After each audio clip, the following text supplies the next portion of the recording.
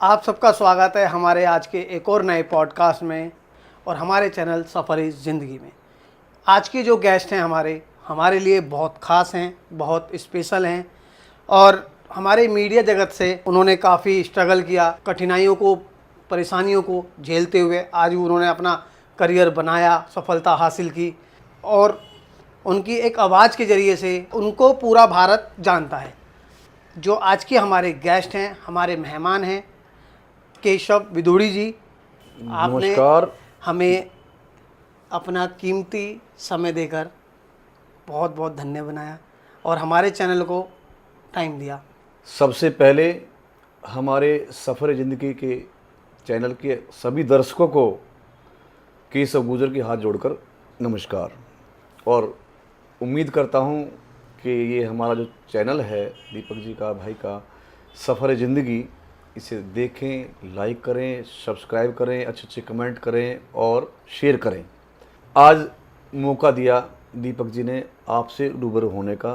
देखिए, अपनों के बीच रहना, अपनों के बीच आना और अपनों के बीच बना रहना जी, मैं इसे अपना सौभाग्य समझता हूँ। तो सर, हम और हमारे दर्शक आपके करियर के बारे में और आपने जो स्ट्रगल किया, आप इस लाइन में, मीडिया जगत लाइन में कैसे आपने कदम रखा और कैसे आपने अपनी पहचान बनाई, कहाँ से बिलोंग करते हैं, कहाँ से ऐसे शुरुआत हुई आपके करियर की?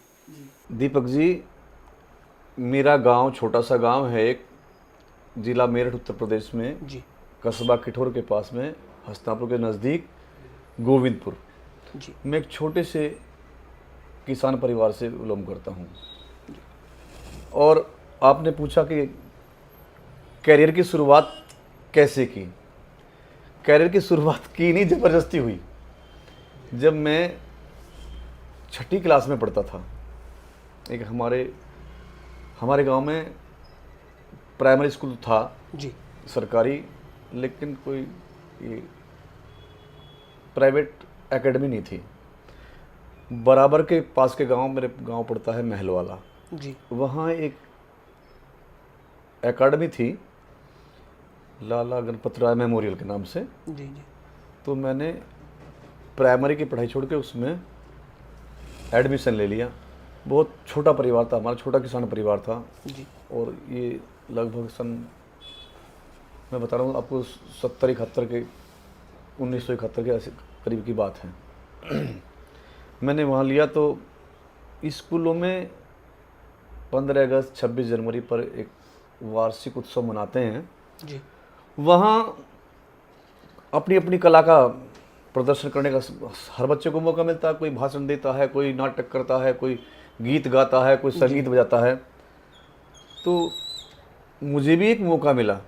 मेरे गांव के कुछ लोग, एक कलाकार थे रकम सिंह, पुराने टाइम पे हमें रागनी सुनने का शौक़ था, उनकी सुन लिया करते थे। तो वहाँ हमारा भी नाम लिख दिया और वहाँ जब एक रागनी मैंने वीर हकीकत राय की किस्से देशभक्ति की मैंने वहाँ गाई, तो मुझे पुरस्कार के रूप में एक स्टील की कटोरी मिली। जबकि स्टील के बर्तन गांव में देखने को नहीं मिलते थे, वो तो काफी पीतल के पुरानी बर्तन बात। होते थे। तो वो उसमें स्टील इस तरह की चमकती जैसे शीशे में होती है। जी मैं उस कटोरी को लेके, स्टील की कटोरी को, बड़ा खुश था। उसमें कभी चेहरा देखता था, मैं कहा यार तू तो बहुत अच्छा इनाम मिला। मतलब उस कटोरी, यार इसमें तो बहुत, इस काम में तो बड़े वो है। हाँ हाँ उस कटोरी ने मुझे, उस पहले पुरस्कार ने मुझे यहाँ ला के खड़ा किया कि आज बहुत लोगों का, आप लोगों का, बहुत लोगों का कई प्रदेशों में अच्छा प्यार मिलता है। जी तो जब वो मुझे कटोरी मिले, मैं बहुत खुश था। घर जाकर मैंने वो दी, मैं कहा मुझे इनाम में मिली है।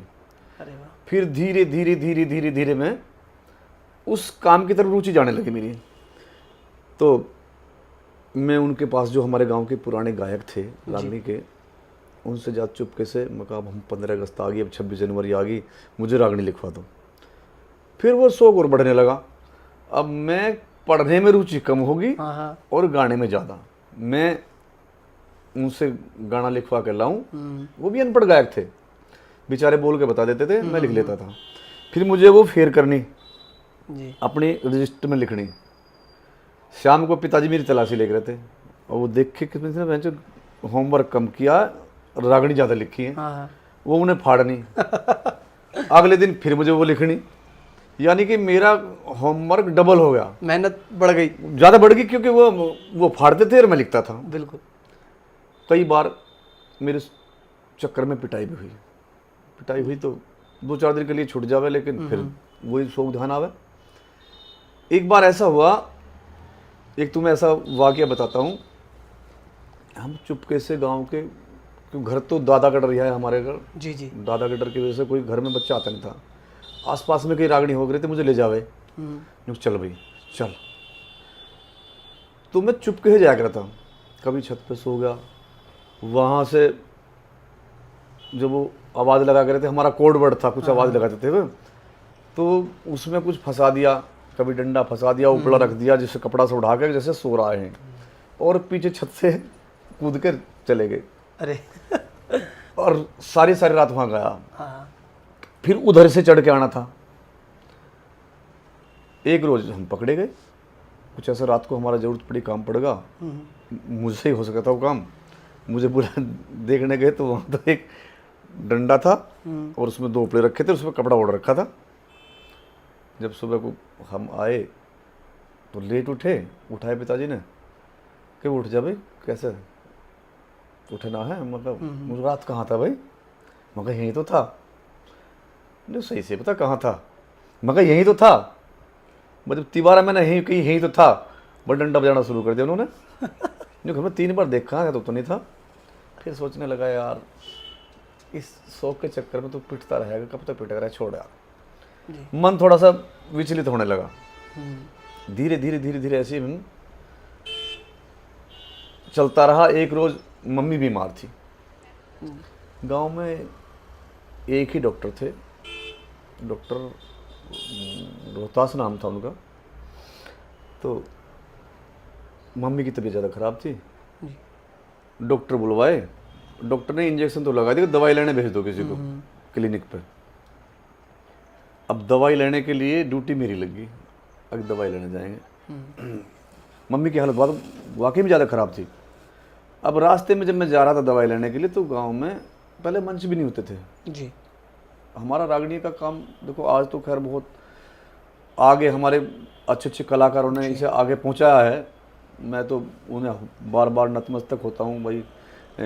हमारे आदरणीय गुरुजी सतपाल दोसा जी, करमपाल शर्मा जी, ब्रह्मपाल नागर जी, बोलीराम जी, अनेकों कलाकार ऐसे जिन्होंने एक रागनी की पहचान बढ़ाई बहुत अच्छी। उस समय कुछ ऐसा था नहीं, क्योंकि इसमें ना तो पैसा था। पूरी रात आदमी गाएगा, घर का काम कर नहीं पाएगा, तो उधर से पैसा मिल नहीं रहा, खेती का काम और ठप हो गया, तो एकदम वो नीचे की तरफ चला जा रहा। इसलिए इस गाने को, रागनी को हमारे गांव के लोग, हम परिवार, हर कोई चाहता था कि हमारा परिवार, कहते नहीं जी कि भगत सिंह तो पैदा होना चाहिए जी, लेकिन मेरे घर में नहीं होना चाहिए। हाँ। कलाकार तो हो, गायक तो बने, पर मेरा बच्चा ना बने, क्योंकि लगता है कि डाउन की तरफ जा रहे हैं। उस समय ऐसी सी स्थिति थी। तो जब मैं रास्ते में जा रहा था तो बुग्गियों की स्टेज बनाते थे, बुग्गी खड़ी कर ली, उस पर स्टेज मटके रबड़ बांध ली, संगीत भी ऐसा ही था। चिमटा ले लिया, गा रहे। अब गांव के लोग कह रहे तू बहुत अच्छा गाता, चल इससे गाऊँ। अब मैं गाने लगा, 1 गा, 2 गा, 3 गा, 4 गा, मुझे हो गए 2 घंटे वहाँ। अरे उधर घर इंतजार देखे, क्योंकि मम्मी की तबीयत ज़्यादा खराब थी, दवाई लेकर है।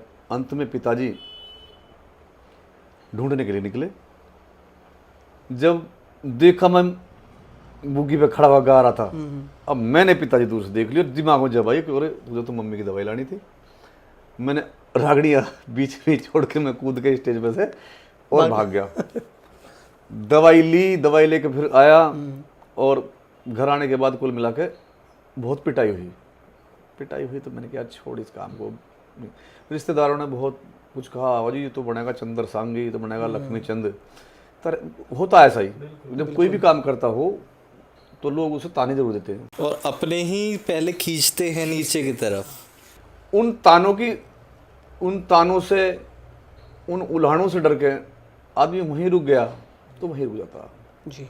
तो सर जैसे आप इस लाइन में आए, गायकी लाइन में जी, तो आपने अपने गुरु भी बनाए होंगे जी। तो हमें आप अपने गुरु के बारे में बताइए कि आपको अपने गुरु कैसे प्राप्त हुए, उसके बारे में हमारे दर्शक और हम जानना जरूर चाहेंगे। मैं अभी बताया था दीपक जी के, तो एक बार हमारे जो आदरणीय गुरु जी थे, आज परमात्मा के उससे उनके शरण में हैं, इस दुनिया में नहीं है, श्रोमणी गुरु जी सतपाल दोसा जी। जी। एक बार हमारे गांव में गाने के लिए आए थे, तो मैं हल्का था, जब मेरी मुलाकात वहाँ हुई थी, एक दो गाना भी उनके सामने हुआ था। वो कहने लगे किसी बच्चे को मुझे दे दो, घर वालों ने मना कर दिया था तब तो एक आगे जाने के लिए एक अच्छे और सच्चे और सुलझे हुए गुरु की जरूरत पड़ती है। जी बिल्कुल। वो सतपाल दोसा जी में हर चीज़ थी, तो मैंने उन्हें गुरु धारण कर लिया। तब से फिर वो जहाँ भी जाते, चाहे रागनी कंपटीशन हो, स्टेज शो हो, या फिर कहीं रिकॉर्डिंग वगैरह हो, जी। रिकॉर्डिंग वगैरह में मुझे ले जाने लगे। हालांकि जिस कलाकार में भी, जो बड़े में से सीनियर कलाकार थे हमारे, उनसे जो भी कुछ मिलता था अच्छा, तो मैं उसे कैच करने की कोशिश करता था। बिल्कुल। चाहे वो गाने के माध्यम से हो, वार्ता के माध्यम से हो, शेर व शायरी के माध्यम से हो। फिर इसके साथ साथ हमारा सफ़र शुरू हुआ। तो सर, जैसे आप बता रहे हो कि पहले आपके माता पिता नहीं इस चीज़ को पसंद करते थे, फिर आप अपने गुरु जी के साथ जाने लगे, तो फिर उसके बाद उन्होंने ये चीज़ एक्सेप्ट कर ली कि हाँ चलो बच्चे को अपना देखने दो, जो जिस चीज़ में भी उसको पसंद है। एक्सेप्ट माता पिता ने तभी तक तो नहीं की थी। एक बार हमारे पूर्व कृषि मंत्री उत्तर प्रदेश सरकार, जी। उनके कार्यक्रम में गए थे, चौधरी यशपाल सिंह तीतरो। उन गुरु जी के साथ में गया था, तो मैंने वहाँ अच्छा प्रदर्शन किया, अच्छा गाया, तो उनसे मेरी मुलाकात होगी चौधरी यशपाल जी से। तो वो हमारे गांव में एक कार्यक्रम था, उसमें जब वो आए तो मेरे पिताजी वहाँ गए थे, तो गांव के लोग जैसे सभी मालाओं से सम्मान कर रहे थे। तो हमारे पिताजी कभी गांव वालों ने नंबर दिया कि माला गिरवाने का, जब बताया, किसी ने बताया कि केशव के पिताजी हैं वो कहते हैं, तो उन्होंने दोबारा से उन्हें बुला के कोली भर के उनका बड़ा उल्टी माला पहनाई, स्वागत किया, सम्मान किया। तो उससे हमारे पिताजी बहुत खुश हुए कि आज देखो हमारे बच्चे लड़के की वजह से ही हमारा बड़ा मान सम्मान किया मंत्री जी ने। बिल्कुल सही बात। मंत्री जी ने जो सम्मान किया तो लड़के की वजह से किया। तो तब से उन्होंने थोड़ी ढील दे दी, अब जो कर रहा आप इसे करने दो। नहीं, जैसे कभी कभी ये होता है कि माता पिता की तरफ से हमें मिल जाता है एक सिग्नल कि चलो आप कर लो, लेकिन रिश्तेदार ऐसे होते हैं कि फिर माता पिता को अरे क्या करवा रहा है लड़के को। वो तो मैंने पहले ही बताया, क्योंकि बहुत से लोग होते हैं पैर खींचते हैं, रिश्तेदारों ने, यारों ने, परिवार वालों ने मतलब खूब ताने कसी की है कि ओ ह्यू बनेगा लक्ष्मी चंद्र। हाँ। अरे चंद्र संगी हमारे चंद्रलाल बेदी थे जी। तो उसको जो कहते रहे गाँव के लोग, अरे चंद्र नट बनेगा तो पूरा, ये तो सोच रहे ना मांगने खाने की कार है। तो घर वाले भी गुस्सा होते थे, थोड़ा बहुत भी उनका मन, पहली बात तो वही खुश नहीं थे जी। जो थोड़ा बहुत मन बदलता तो फिर वो रिश्तेदारों की वजह से, यारों की वजह से, परिवार की वजह से, गाँव की वजह से वो रोक लगा देते।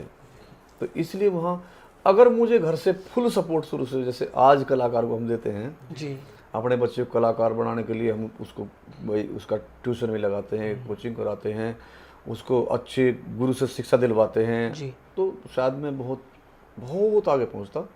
लेकिन ऐसा नहीं, जितना भी कुछ किया है छुपके से, डर के, ज़बरदस्ती, घर वालों की दहशत, रिश्तेदारों की दहशत, सबकी दहशत के चलते हुए ज़बरदस्ती मैंने ये काम सीखा। इसलिए हम जहाँ जिस मुकाम तक पहुँचना चाहते थे उस तक नहीं पहुँचा गया। सर फिर भी बहुत बहुत ऊंचे मुकाम पे हैं आप इस आज के टाइम पे। क्योंकि आज के टाइम में अगर YouTube पे भी देखें तो आपके काफ़ी हमने प्रोग्राम देखे हैं और काफ़ी वीडियोस हैं जो आपकी सुपर हिट रही हैं। नहीं, YouTube पे तो लगभग सभी कंपनियों को देखते पहले। देखो पहले ऑडियो चलती थी जी, कैसेट चलती थी, कैसेट के बाद फिर सीडी का ज़माना आया। हाँ, वो टाइम टू टाइम अपडेट होता सीडी में भी काम किया मैंने, सोनोटेक वगैरह में।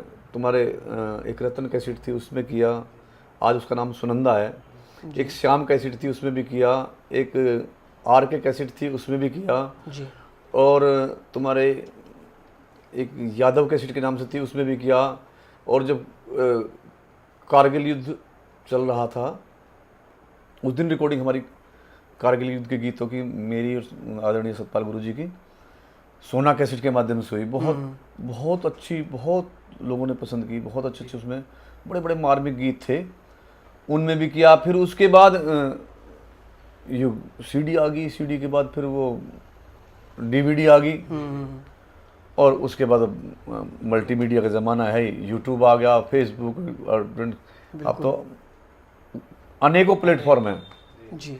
लेकिन वहाँ से यहाँ तक पहुँचने के लिए देखो मेरे साथी कलाकारों का भी और जो मेरे गुरुतुल्य कलाकार हैं सबका मुझे सहयोग और प्यार बराबर मिलता रहा। और सन 2019-98 के भी आसपास में ऑल इंडिया रेडियो से जी अपलोड हुआ था। अच्छा देखो किस्मत की बात यह है कि मेरे आदरणीय गुरुजी सतपाल दोसा और मैं एक साथ ही अपलोड हुए आकाशवाणी से। अरे वाह। दोनों ने वो दिया ऑडिशन, ऑडिशन में दोनों एक साथ ही हम अपलोड हुए। तो सबसे बड़ा सौभाग्य का पल था मेरे लिए जब मैं गुरुजी के साथ ही अपलोड हो रहा हूँ आकाशवाणी पे। बिल्कुल बिल्कुल। हाँ, नहीं तो वो तो देखो बहुत, उनकी तो कितनी कितनी कल्पना की जाए, कितनी तारीफ की जाए।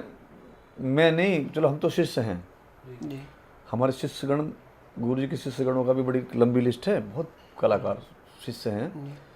लेकिन आम आदमी भी, दूसरे कलाकार भी उनके गायकी के साथ साथ उनके स्वभाव की भी तारीफ करते आज भी। ये बात आप बिल्कुल सही कह रहे हो, क्योंकि हम भी काफ़ी लोगों से ऐसे मिलते हैं ना, कलाकार होते हैं, तो आज भी वो वहाँ से सतपाल दोसा जी का मतलब कहते हैं ना गुणगान, अनेक ही गुणगान है, तो उनका कोई तोड़ नहीं।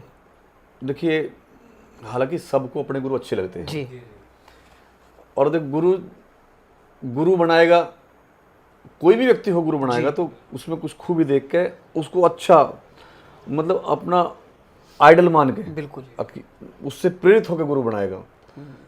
और कहते नहीं कि जो निंदा भी करेगा जी, वो तो गुरु की बात है, गुरु तो बनाएगा ही बनाएगा, लेकिन जो निंदा भी करेगा ना इंसान, तो निंदा भी अपने से छोटे की नहीं करेगा। अगर मेरी कोई निंदा कर रहा है, बुराई कर रहा है किसी के सामने, पहली बात तो मेरा वो सबसे बड़ा हितैषी है।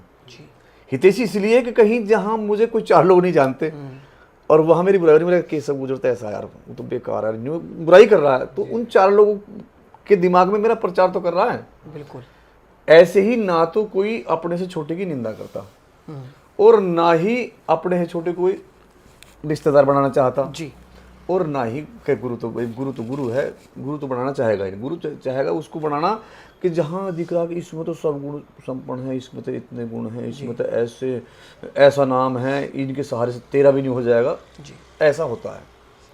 तो सर जैसे आपने अपने गुरु बनाए जी, तो आज आप इस फेज पे हैं, इस स्टेज पे हैं कि आपको भी लोग अपना गुरु बनाने के लिए सोचते होंगे, तो ऐसे कोई आपके कोई शिष्य है देखिए जिनसे? दीपक जी देखो, गुरु तो की तो परिभाषा बहुत बड़ी है, हम तो उस अभी योग नहीं है जी, क्योंकि मैं तो मानता हूँ कि मैं तो कलाकारों के पैरों की, कन की, उंगली के नखून का भी करोड़वा हिस्सा हूँ। कलाकारी का तो पता ही नहीं मुझे, वो तो लोगों का प्यार मिल रहा है जो इतने दिन से 30-35 साल से ऊपर ही हो गए, यहाँ आज भी प्यार मिल रहा है जो जी, थोड़ा। देखिए दीपक जी, मैंने पहले ही कहा जी कि मैं इस लायक तो नहीं हूँ जी, तो जो मैं गुरु बन सकूँ, क्योंकि मुझे खुद ही इस लायक मैं खुद अभी नहीं हूँ, पूरा शिष्य भी नहीं हूँ अभी तो। लेकिन फिर भी जैसी भावना श्रद्धा होती है हमारी भी किसी के प्रति रही है, किसी की हमारे प्रति भी हो गई। बिल्कुल। अभी मेरे 2-3 शिष्य और शिष्या जी, बड़ा अच्छा स्टेज में परफॉर्मेंस दे रही हैं, अच्छा काम कर रहे हैं। एक मेरी शिष्या हैं, पहली एक तो उर्मिला चौधरी है, मेरठ से, बड़ा अच्छा गाती है जी, और एक शिष्या मेरी आरसी उपाध्याय है, बड़ा वो अपने आप में बहुत सुना है हमने उनका भी नाम। हाँ, बड़ा अच्छा नाम है। हालांकि मैं उनके गुरु बनने लायक भी नहीं था, लेकिन उनकी भावना है, जी जी, भाव है कि आदमी किसको क्या मान ले। एकलव्य ने तो मिट्टी की मूर्ति को ही गुरु मान लिया था। मैंने एक आपकी वीडियो काफ़ी एक गाना देखा था जी जो यूट्यूब पे काफ़ी धूम मचाया जिसने, जी। पाए लिया बजनी लादो पिया, वो लगभग 100 मिलियन पार कर चुका है जैसा मुझे पता है। तो आपको उम्मीद थी कि वो गाना आपका वो रसिया कि इतना फेमस हो जाएगा कि वो 100 मिलियन पार हो जाएगा? क्योंकि हर एक शादी में हमें वो सुनने के लिए मिल जाता है। मैं बताऊंगा दीपक जी, राहुल जी, आपसे पहली बात तो ये है कि 100 नहीं, वो लगभग कई प्लेटफॉर्मों पर जी जी कुल मिला के 450 मिलियन को क्रॉस कर गया है। अरे जी। वाह। ये क्योंकि ये जो शिवानी जब आई थी एक बार, अम्बे कंपनी से मैं गा रहा था, तो एक हमारा भतीजा है शीतल, जी वो उस कंपनी में मुझे ले गया था। गाने एक बहुत भजन रागनी उसमें गाए। एक रोज़ हमारे आदरणीय संजय अग्रवाल जी जो उसके अम्बे के मालिक हैं, जी वो कहने लगे कोई कलाकार, कोई एक कलाकार उन्होंने बताई, तो उन्हें उसको लाओ, उसका एग्रीमेंट कराओ। मैंने मगर चलो ठीक है लेते हैं, उससे बात भी कर ली। एक मेरा कार्यक्रम था, उस कलाकार ने मुझे 2-3 बार ही डिश दी, और ऐसी डिश दी कि मैं मंच के नज़दीक था, तब उसने स्विच ऑफ किया। एट ए टाइम मैंने एक संगीतकार से पूछा कि कोई कलाकार है भी ऐसे जो मुझे जो जल्दी में आ सके। बुलंदशहर के पास प्रोग्राम था, उन्होंने एक लड़की शिवानी जो मेरी शिष्या है आज, बहुत बहुत लाडली शिष्या है मेरी, उसका नाम लिया, वो बुलाए बेचारी, मैंने वो टाइम पे पहुंच गई। तो मैंने सोचा जो यार मेरे टाइम पे काम आया तो उसके हम भी आए। बिल्कुल सही तो बात। मैं उसको कंपनी में ले गया और ले जाके उसका मैं वहाँ एग्रीमेंट करा दिया। जिस दिन हमारी पहली रिकॉर्डिंग थी, जी हमने 12 गाने रिकॉर्ड किए उस दिन। 12 में 10 गाने तो 10 गाने तो हमने कर दिए, और 2 गाने बाद में चल एक करके 2 शीतल हमसे कहने लगा भाई एक गाना ये और लगा दो। अब लास्ट में इससे कहा कि इसे और गा दो, पायलिया बजनी ला दो पिया। मैं कहा, मतलब यही गाना रह गया था बस। ये मैं क्या बते रहोगे, ये मैं चलने वाली चीज़ थोड़ी है, पायलिया बजनी ला दो पिया, इसमें कोई सार नहीं, भाव नहीं, कुछ है ही नहीं। बोला नहीं तुम गाओ, इसे गाओ। मतलब एक मन से नहीं गाया गया। आप भी सुनना, आप उसमें देखना, इतने मन से नहीं गा रखा। एक तरह से जैसे जो मारपीट के बटा टांड पे हरिया फिर उड़ावे कौन। पर कहते हैं ना सर, जो चीज़ चलनी होती है वो चलती है। कोई उसकी इतनी भी उम्मीद, हमें तो उम्मीद ही नहीं थी कोई इसे सुनेगा भी। और वो दीपक जी इतना चला, हर शादी में, हर पूर्वांचल की, चाहे एमपी की शादी हो, झारखंड की हो, बिहार की हो, इधर उत्तराखंड हो, हमारे पूर्वी यूपी की हो, पश्चिमी यूपी, कुछ राजस्थान में हो, ये हरियाणा में भी चला है। हरियाणा में चला है। हाँ। वो गाना इतना, एक जब वो इस चैनल पे जब वो 100 मिलियन के करीब हो गया था, वो चैनल उड़ गया, पूरा चैनल ही पूरा चैनल उड़ गया। फिर उन्होंने दूसरे चैनल पर उसे डाला, उस पे भी अब लगभग 150 से ऊपर, नहीं 150 मिलियन ऊपर हो रहा है। और उसके बाद कई चैनलों पर पड़ा, किसी 50 मिलियन, किसी पे 60 मिलियन, किसी 20 मिलियन, ऐसे मतलब कुल मिलाकर 450 मिलियन करीब। उसमें फिर हमने उस धुनों पे हमने भजन भी गाए। एक वो कांवड़ ला रहे, वो भी 80-85 मिलियन चल रहा। अरे वाह। एक वो है कन्हैया घुटमन डोल रहे, उसी धुन पे, वो भी लगभग 60-70 मिलियन चल रहा। मतलब जो उस धुन पे भी गाए, वो भी 50-60 मिलियन से ऊपर भजन चले वो।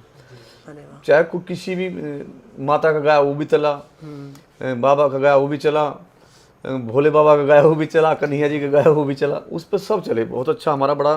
तो वो म्यूजिक आपके लिए, वो जो आप कह रहे थे कि नहीं चलेगा, और वो चीज़ जब चल जाए तो दिल को कितनी खुशी मिलेगी। हम उस समय ये सोच रहे जब ये गाया था कि ये चलेगा ही नहीं जी। ये क्या, पर मैं कहा चलो भाई जब गवा रहा था गा दो। और आज उसी गाने ने और उसी म्यूजिक ने धूम मचा रहा उसने हमारी पहचान बहुत ज़्यादा बढ़ाई। है। जी।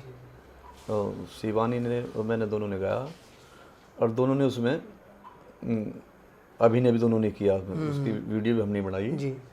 बहुत चला दीपक जी, बहुत चला। बहुत उस गाने से बड़ा कुछ खुशी मिली हमारे, और अच्छा एक प्लेटफॉर्म भी मिला। जी। तो जैसे सर आप परफॉर्मेंस करने जाते थे और स्ट्रगल के टाइम पे तो होता है ना कि पहली जो इनकम मिलती है उसको मिलने की खुशी अलग होती है, तो क्या इनकम आपको पहले बार में मिली थी कि आप बहुत खुश हुए थे? आप कहानी को बहुत आगे ला करके फिर पीछे ले जा रहे हैं। जब मैं 7वीं क्लास में था तो हमारे पड़ोस में गांव पड़ता है एक आसिफाबाद, वहाँ एक बाबा भोलेनाथ का मंदिर है, पुरातन मंदिर है, उसे कहते थे गांव में निकला हुआ मंदिर है वो जी। बनाया हुआ नहीं है, कृत्रिम मंदिर है। तो वहाँ एक रागड़ी का कंपटीशन हुआ था जब हम 6ठी-7वीं क्लास में थे। हम भी चले गए। हमारे गांव के लोग, हमारे गांव में उस समय मंदिर नहीं था, अब तो 5-5 मंदिर हैं, जब हमारे गांव में मंदिर भी नहीं था। तो वहाँ जब चले गए तो वहाँ रागड़ी कंपटीशन हो रहा था। हम हल्के हल्के थे, छोटे छोटे बच्चे थे। तो एक मेरे साथी था डॉक्टर मुनेश, हम दोनों ने गाया, वो मुझसे बड़े थे थोड़े। तो इनाम आजकल तो आदमी 500 का देता, उस समय तो बढ़िया आदमी दिख रहा था। एक कागज का रुपया चलता है, एक कागज का रुपया, 2 का, 5 का तो वो देगा जो आज 1000 रुपये देगा, उस समय 5 का वो बहुत देता है। वैल्यू थी पैसे की। अब वो आते रहे तो हमारा गाने पे ध्यान कम रहा, पैसों वजह के बहुत पैसे आ रहे थे। 1 के 2 के 5 के पजामा था, पट्टे का पजामा था। अब वो कुर्ते की जेब में भरते रहे हम चुप। लेकिन गाते गाते एक दिमाग में थी कि स्कूल में हमारे एक किसान विद्यालय इंटर कॉलेज में हलवाला में, जब 7वीं में 6ठी के बाद उसी में पहुँच गए थे, तो वहाँ एक चाट बेचने आता था, मटर की चाट, लाल सिंह। वो 15 पैसे, 20 पैसे, 25 पैसे का पत्ते, जब 25 का मिलता हो, 25 पैसे का पत्ता बहुत बड़ा देता था। तो हाँ, घर से पैसे इतने मिलते भी नहीं थे, क्योंकि ना ही ऐसी स्थिति हमारी का, बहुत लोगों की स्थिति नहीं होगी, उसमें पैसा बहुत कम था। बिल्कुल। तो उससे चाट खाते थे। अब जब हम पे पैसे आ रहे, मैंने कहा अब 1 रुपये का आ रहा, मैंने 4 दिन का इसमें काम चलेगा। अब तो जेब इधर की भर गई, इधर की भर गई। दिमाग में एक था कि यार अब तो 1 साल जरूरत नहीं बहन जो घर वालों से पैसे मांगने की। कितनी भी चाट खाओ, लाल सिंह नाम का था फतेहपुर का, कितनी भी चाट खाओ। लेकिन जब प्रोग्राम, वो कंपटीशन खत्म हुआ, तो हालांकि हमने इतना प्रॉपर नहीं गाया था, इतना अच्छा, पर पब्लिक और कमेटी उसको कहते हैं, हमें प्रथम का पुरस्कार दिया जी, 101 रुपये जी, 101 रुपये का प्रथम पुरस्कार दिया था। और जब हमने वो पैसे गिने, वो हमारे जो कांवड़ लाते हैं गांव के लोग, उसके संगठ गुरु थे खीमचंद जी, उन्होंने बोला पैसे निकालो, पैसे निकालो। अब हमारा जितनी खुशी गाते समय थी, उससे 4 गुना दुख होने लगा। यार ये तो पैसे निकलवा रहे हैं, अब जब तो खुश हो रहे थे, अब तो हमारे पास ही रहेंगे। उनके निकलवाओ निकलवाओ निकलवाओ, तो वो पैसे निकलवा लिए हमसे। वो पैसे बैठे लगभग 325 के करीब बैठे हो उस टाइम, उस समय। 1-1, 2-2 के, 5-5 के थे, 5 के भी बहुत कम थे, 1-1, 2-2 के ज़्यादा थे। कागज़ का 1 का चलता था, कागज़ का 2 का लाल रंग का था। ऐसे बैठे होंगे 300 350 के करीब। और 101 वहाँ मिली नाम के, 450 से ऊपर 460 या कुछ हो गए होंगे ऐसे। फिर उन्होंने इकट्ठे करे 2-2, 4-4, वो 501 रुपये पूरे कर लिए उन्होंने जी। खैर मैंने निकालते निकालते भी 10-5 नोट रख लिए थे अलग। क्योंकि बच्चे में थोड़ी चंचलता होती है, जी। वो रख लिए थे, फिर भी वो सारे निकलवा के फिर उन्होंने वो मंदिर में दान कर दिए 501 के नाम से। तो वहाँ आज भी उसको नाम है मंदिर में लिखा हुआ जी।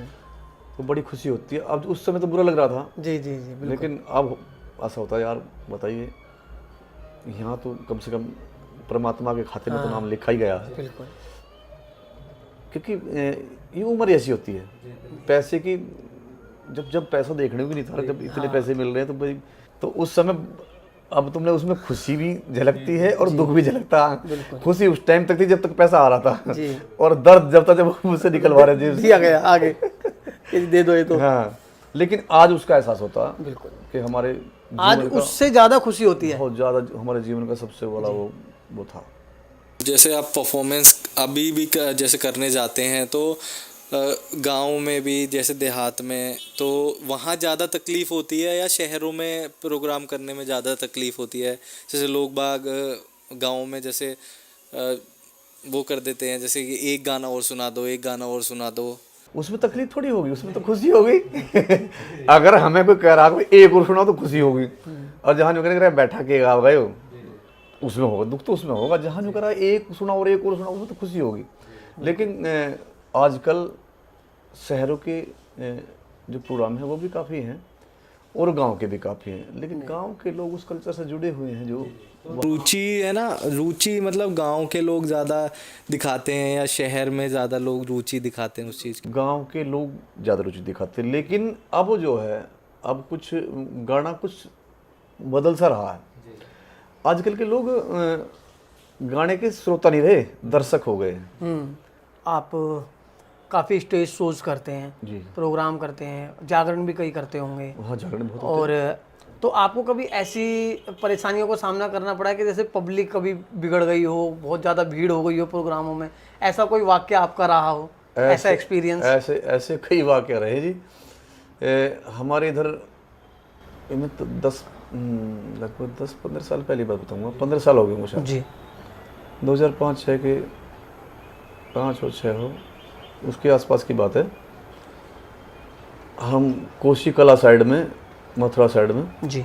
जहाँ शनि जी का मंदिर है, हाँ, कोशिकला। कोशिकला, हाँ जी जी, बहुत फेमस मंदिर। जब पहले हम उधर जाना स्टार्ट हुआ था, उधर के लोग भीड़ बहुत होती है, क्योंकि इधर तो एक तो कन्हैया जी की नगरी है, तो जैसे नटखट कन्हैया जी थे ऐसे नटखट वहाँ के लोग हैं। तो भीड़, मेले लगते हैं बहुत, और आजकल होली के आसपास तो बहुत मेले लगते हैं। तो वहाँ एक प्रोग्राम में गए थे, गांव का नाम तो मेरे अच्छी तरह से ध्यान नहीं है उस गांव का, लेकिन वहाँ तो हर गांव में ज़्यादातर मेले लगते हैं, और बड़ी एक ही गांव में 5-5 पार्टियां गाने वाली आती हैं। किसी में 2 आ रही है, किसी में 4 है, किसी में 5। तो वो थोड़ी देर में बिगड़ जाते हैं लोग और थोड़ी देर में शांत हो जाते हैं। तो वहाँ बेशुमार भीड़ थी, दीवार से मन सटा हुआ था। तो जब वहाँ किसी बात पे आपस में उनके गानों के लेकर पब्लिक में झगड़ा होगा, लठ बजेगा, तगड़ा लठ बजा, जब पूरा हाहुल्लड़ होगा पूरा, तो उन्हें महिला कलाकारों को पीछे को दीवार से उतार के दूसरे बराबर वाले मकान के से रास्ते से जब ले जाना पड़ा। बहुत दिन तक तो हमने फिर वहाँ के प्रोग्राम किए नहीं, लेकिन वहाँ के लोग, अब फिर हम समझ गए कि यहाँ तो ये तो बस मस्ती में रुक के देते, ऐसे गंदे विचारों के वैसे नहीं है लोग। जी जी, वो मस्ती में ही झूम रहे थे। हाँ। पर हमारा लिए तो ऐसा लगा कि कैसे हो गया, क्या हो जाएगा, अभी महिला कलाकार साथ है, तो वहाँ से हमें लेके निकलना पड़ा था। तो आपको पीछे से दीवार फांद के जब आप लोग निकले वापस? जब निकले थे। क्योंकि आजकल तो सब ऐसा है कि बॉडीगार्ड रख लेते हैं, तो अब तो स्टेज पे आना लाउड ही नहीं होता जनता का, क्योंकि अब तो रेलिंग सी लग जाती हैं स्टेज के पास। जी जी जी। और आजकल तो हर सिंगर अपने साथ बॉडीगार्ड, गनर, सब आजकल ऐसा है माहौल कि सब अपने साथ एक सिक्योरिटी लेके चलते हैं। सिक्योरिटी ज़्यादातर लेके चलते हैं, लेकिन हमने तो कभी ऐसा सोचा नहीं, क्योंकि हम पहली बात तो हम इतने बड़े सिंगर नहीं। नहीं, ये तो देखो सर आपका बड़प्पन है कि आप सिंगर नहीं हो। देखो जो YouTube पे 100 मिलियन व्यूज प्राप्त कर रहे हैं आपकी आवाज़ के बदौलत, तो आप, तो ये तो खैर आपका बड़प्पन है कि आप सिंगर नहीं हो। हाँ, रखते हैं कलाकार, बहुत रखते हैं भाई, और ज़रूरत समझे तो रखना भी चाहिए जी। जब कलाकार को ज़रूरत हो तो रखना भी चाहिए, पर हमें तो परमात्मा की दुआ से भी जरूरत नहीं पड़ी, नहीं अब तो पड़ेगी कि आगे आगे। सही बात। तो सर कोई जैसे फैमिली में किसी से अटैचमेंट होती है, जैसे किसी की माँ अपनी माँ से होती है, या पापा से होती है, या भाई बहनों से होती है, तो सर आपकी जैसे किससे थी ज़्यादा कि अब मैं अपनी बातें उससे शेयर कर सकता हूँ? राहुल जी, अटैचमेंट तो परिवार के जो भी सदस्य हैं सबसे है, सबसे प्यार है किसी ना किसी रूप में, किसी न किसी रिश्ते से। जी। प्यारे तो सब हैं। बात माँ बाप की है कि भाई माँ बाप से बड़ा दुनिया में भगवान कौन है, हमें धरती पर लाने वाले वो हैं जी। वो हमारे लिए भगवान। हमने भगवान देखा, आपने देखा, या आपने देखा? ना हमने देखा ना आपने देखा, सुनते आए, वो भी माँ बाप से, गुरुओं से। जी। भगवान भी कोई शक्ति भगवान है, लेकिन हम तो माँ बाप को ही भगवान के रूप में देखते हैं। मेरे पिताजी को गुजरे लगभग 8 साल हो गए। मेरी ज़िंदगी का सबसे बड़ा दुख मैं समझता हूँ, क्योंकि वो क्षति मेरी कभी पूरी नहीं होगी। जी कभी, हालांकि माँ है, माँ कहती है कि वो नहीं तो मैं तो हूँ। माँ और बाप, जी ये एक ऐसी जीती जागती मिसाल है, बस प्यार की वो आखिरी सीमा है। जी जो माँ प्यार कर लेगी बच्चे को, वो कोई नहीं कर पाएगा।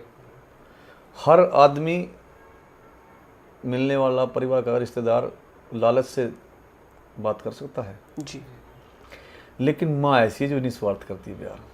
उनसे कोई लालच नहीं होता, स्वार्थ नहीं होता। अब माँ का साया तो अभी है मेरे, पिता का साया उठ गया। मेरा भाई है, मैं उससे, छोटा भाई है मेरा, मैं उससे अपने हर सुख और दुख की, अच्छी और बुरी। तो सर आप अपने ही अंदाज में कुछ माँ के लिए कुछ 2 शब्द कहना चाहो।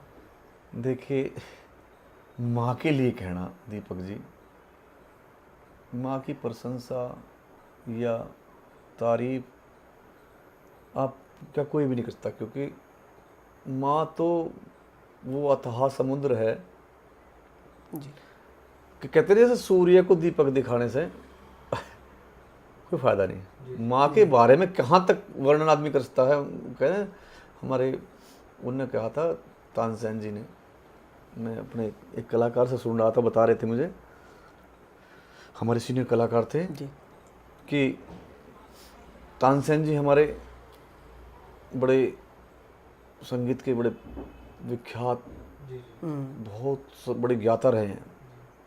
एक बार अकबर बादशाह उनसे पूछने लगे कि तानसेन जी, आप तो संगीत के बारे में निपुण हैं, पर ये बताओ आप संगीत के बारे में कितना जानते हैं। तानसेन जी कहने लगे, महाराज इस बात का जवाब मैं यहाँ नहीं दे पाऊंगा। कि और कहाँ दोगे? कि इस बात का जवाब मैं समुद्र के किनारे पे जाके दूंगा। बोला, बादशाह ने सोचा कि शायद संगीत बजा के गा के कुछ ये अपने अंदाज में बताना चाहते हो, चलो भाई वहीं लेंगे। समुद्र के किनारे पहुंच गए, पूछने लगे बादशाह फिर भी, बताओ तानसेन जी आप कितना जानते हैं संगीत के बारे में। तो तानसेन जी खड़े हुए और समुद्र में उंगली डुबो दी। जी उंगली डुबा कर यूं कर दी, उन्होंने इतना जानता हूँ कि संगीत ये समुद्र है जी और जितना पानी मेरी उंगली पे आ गया इतना मेरे पास है। बिल्कुल सही बात। अब बताइए कितना बड़े समुद्र में और उंगली पे क्या बूंद आई होंगी, समुद्र कितना है। तो भैया दीपक जी, माँ का वर्णन तो, उसके गुणों का, उसकी ममता का वर्णन तो हो ही नहीं सकता। जी बिल्कुल सही। तो सर जैसे आपका ये मीडिया जगत का जो लाइन है, मीडिया जगत की, आपकी स्टेज पे राम रागनी, देहाती भजन, तो इसमें आपके साथ जो सह कलाकार फीमेल्स भी रही होंगी जी। तो आपका उनके बारे में आप हमें और हमारे दर्शकों को क्या बताना चाहोगे? आपकी फीमेल कलाकार कौन कौन रही और आज तक आपने किसके साथ अपनी जोड़ियाँ बनाई? तो देखिए, ये पहले तो मैं ये बता दूं कि पहले तो मैं ही फीमेल कलाकार रहा। अरे वाह गुरुजी के साथ में जी जी जो डूट में गाता था तो फीमेल लाइन मैं ही गाता था। अरे उनके साथ जो फीमेल का रोल जी करता, जी नहीं पोशाक नहीं, ऐसे ही, अच्छा, मतलब ऐसे ही normal आप। पहले पता आपको महिलाएं इस लाइन में नहीं थी। हाँ, हाँ, पहले की जनरेशन ना जो बड़ी अलग थी। कलाकार, पुरुष कलाकार थे, वही आपस में मतलब सवाल जवाब या प्रश्न उत्तर करना है या उपरतली की करना है या जो भी करना है, आपस में एक दूसरे का रोल अदा वही कर लिया करते थे। तो जब ऑडियो कैसेट में एक दिन रिकॉर्डिंग कर रहे थे गुरु जी के साथ, मैं कहा हम ये कुछ एक ऐसी लाइन थी मुझ पे, फीमेल जो लाइन थी वो कठिन सी हो रही थी। मैंने गुरु जी तुम इसे कहा, मैं फीमेल नहीं बनने का भाई, मैं तो जेंडर रहूंगा। मैं कहा चलो हम ही रहेंगे जी। तो चाहे कैसेट में गाया हो चाहे मंच पे गाया, गुरु जी के साथ हम ही, मैं ही ज़्यादातर फीमेल का रोल। उसके बाद फिर हमारे साथ जो कलाकार, महिला कलाकार आई, सबसे पहली कलाकार थी मेरे साथ जिसके साथ मैंने गाया था, नीरज शर्मा। अच्छा महिला कलाकारों की मेरी लंबी लिस्ट है। वैसे मैं बताऊं अपने रागनी वालों में, जी, बहुत इतनी महिला कलाकार शायद बहुत कम कलाकारों ने गाया होगा इतनी महिला कलाकारों के साथ में। ये अपना व्यवहार मतलब हमारा व्यवहार सभी के साथ अच्छा रहा, क्योंकि कलाकार भी, महिला कलाकार भी सब सम्मान चाहते हैं जी। भाई। तो हमने सभी महिला कलाकार बहुत वाकई दिल से हम सम्मान करते हैं सभी का। जी। तो एक व्यवहार भी होता है किसी का, तो वो आपका व्यवहार भी कला से अधिक महत्व रखता है व्यवहार। जी। कलाकार हम अच्छे हैं, जी, व्यवहार कुशल नहीं है तो बेकार है हम। बिल्कुल। व्यवहार कुशल होना सबसे बड़ी उपलब्धि है। जी। सबसे पहली महिला कलाकार मेरे साथ लड़की थी नीरज शर्मा, फदलपुर बागपत बड़ोद से। सबसे पहले उसके साथ मैंने गाया। फिर हमारी गुरु बहन हैं पुष्पा गुसाई जी, वो भी काफ़ी फेमस है। हाँ, उनके साथ भी मैंने गाया। उसके बाद हमारे पड़ोस की लड़की हैं, आज की तो बहुत अच्छी कलाकार हैं, पूनम त्यागी जी। जी। बिल्कुल मेरा गांव उनका समझो एक ही मान लीजिए। तो फिर पूनम त्यागी जी के साथ मैंने बहुत लंबे समय तक गाया, लगभग 5-6 साल गाया। फिर अपना अलग अलग टीम सब बिल्ड कर लेते हैं भाई, अलग अलग हो जाते हैं। जैसे जैसे टाइम बढ़ता है वैसे वैसे सब वो अलग हुए, हम अलग हुए। फिर मेरे साथ एक पूनम चौधरी आई, कुछ दिन बाद 2-4 महीने मुझे उसके साथ गया।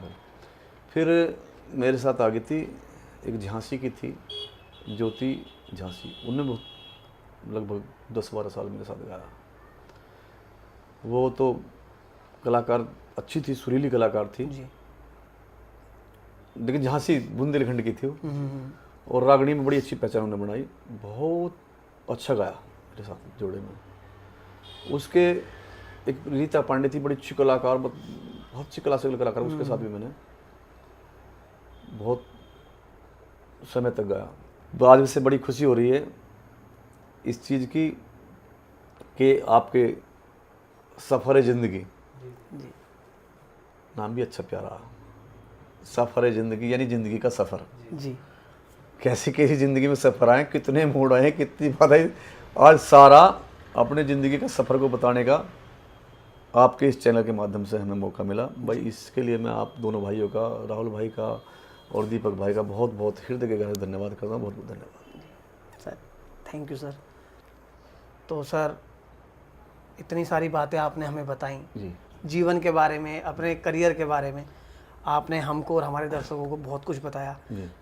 मैं राहुल भाई आपके लिए भी और दीपक जी आपके लिए भी और आपके चैनल सफ़र ज़िंदगी के लिए भी हमारी बहुत बहुत शुभकामनाएं कि आप भी आगे बढ़ो। चैनल आगे बढ़ेगा तो आप भी आगे बढ़ोगे। बिल्कुल सर, थैंक यू। और मैं अपने जितने भी दर्शक हैं उनसे प्रार्थना करना चाहूँगा, जो मेरे चाहने वाले हैं और जितने भी दर्शक हैं, सभी से प्रार्थना है कि भाई सफ़र ज़िंदगी को अधिक से अधिक देखिए, लाइक करें, शेयर करें, सब्सक्राइब करें और अच्छे अच्छे कमेंट करके इन दोनों भाइयों को आशीर्वाद दें। धन्यवाद। तो अभी तक आप देख रहे थे हमारे केशव सर जी का पूरा जीवन परिचय, उनका करियर, उनका स्ट्रगल कैसा रहा। तो आप सबसे यही गुजारिश है कि आप हमारे इस चैनल को ज़्यादा से ज़्यादा सब्सक्राइब करें और हमारे चैनल से ऐसे ही प्यार बनाए रखें। और हम आपके सामने ऐसे अच्छे पॉडकास्ट, ऐसी मोटिवेशनल वीडियोस, ऐसी ज्ञान की बातें लाते रहेंगे और आपको मनोरंजन करते रहेंगे। तो सभी को हमारी तरफ से और सफ़री ज़िंदगी की तरफ से नमस्कार एंड बाय बाय।